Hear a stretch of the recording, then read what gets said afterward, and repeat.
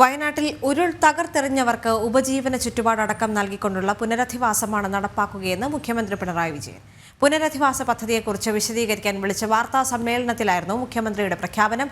750 കോടി ചെലവ് പ്രതീക്ഷിക്കുന്ന 2 ടൗൺഷിപ്പുകൾ ദുരിതബാധിതർക്കായി നിർമ്മിക്കുമെന്നും മുഖ്യമന്ത്രി പറഞ്ഞു. വയനാട് പുനരധിവാസം സർക്കാർ അട്ടിമറിച്ചെന്ന വിമർശനത്തിനിടെയാണ് പുതിയ തീരുമാനം.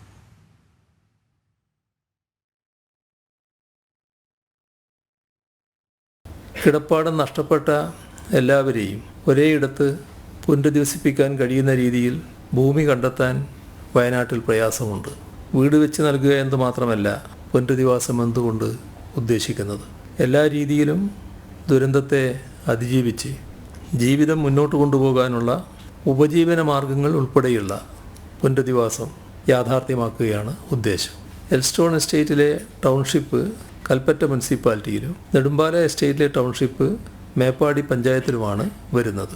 അതിനനുസൃതമായി ഭൂമിയുടെ വിലയിൽ വരുന്ന വ്യത്യാസം കണക്കിലെടുത്ത് എൽസ്റ്റോൺ എസ്റ്റേറ്റിൽ ഒരു കുടുംബത്തിന് 5 സെൻറ്റും നെടുമ്പാലയിൽ 10 സെൻറ്റുമായിരിക്കും നൽകുക. ടൗൺഷിപ്പുകളിൽ വീടുകൾക്ക് പുറമെ വിനോദത്തിനുള്ള സൗകര്യങ്ങൾ, മാർക്കറ്റ്, ആരോഗ്യകേന്ദ്രം, വിദ്യാലയം, അംഗൻവാടി, കളിസ്ഥലം, വൈദ്യുതി, കുടിവെള്ളം, ശുചിത്വ സംവിധാനങ്ങൾ ഇവയെല്ലാം സജ്ജമാക്കും.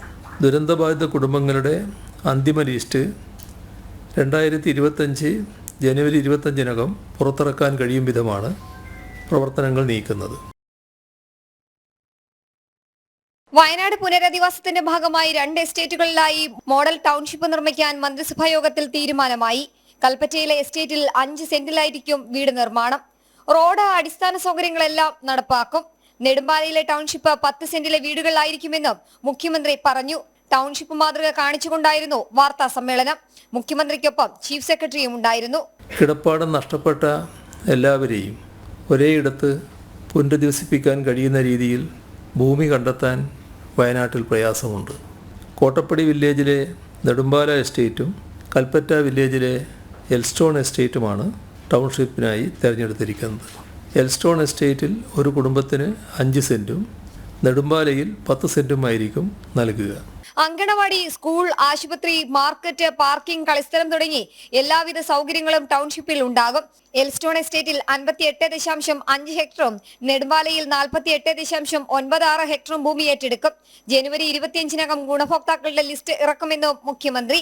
കണ്ടെത്തിയ ഭൂമിയിൽ പുനരധിവാസത്തിനും നിർമ്മാണത്തിനും അനുയോജ്യമല്ലാത്ത ഭാഗം ഒഴിവാക്കിയതിനു ശേഷം എൽസ്റ്റോൺ എസ്റ്റേറ്റിൽ 58.5 ഹെക്ടറും നെടുമ്പാല എസ്റ്റേറ്റിൽ 48.96 ഹെക്ടറുമാണ് ഏറ്റെടുക്കുക.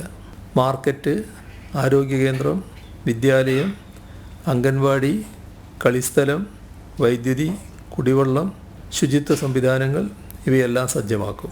നിർമ്മാണ ഏജൻസി കിഫ്കോണാണ്. നിർമ്മാണ കരാർ നാമനിർദ്ദേശം ഊരാളുങ്കലിന് നൽകും. വയനാട്ടിൽ സർക്കാർ പുനരധിവാസം വൈകിപ്പിക്കുന്നുവെന്ന വിമർശനത്തിന് ഇടെയാണ് സർക്കാർ തീരുമാനം. ജനം, തിരുവനന്തപുരം.